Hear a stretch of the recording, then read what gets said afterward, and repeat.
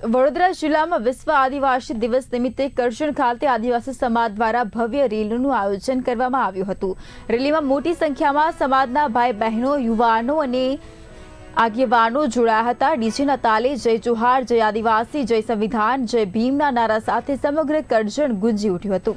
Rally દરમિયાન મોટી સંખ્યામાં લોકો ડીજેના તાલે ઝૂમી ઉઠ્યા હતા અને આદિવાસી સમાજની એકતા, अस्मिता, संस्कृति तथा परंपराનું ભવ્ય પ્રદર્શન જોવા મળ્યું હતું।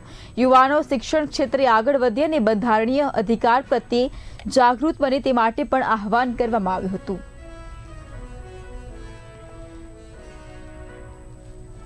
વિશ્વ આદિવાસી દિવસના રોજ આજરોજ ભારત દેશના સમગ્ર આદિવાસી સમુદાયને હાર્દિક શુભેચ્છાઓ।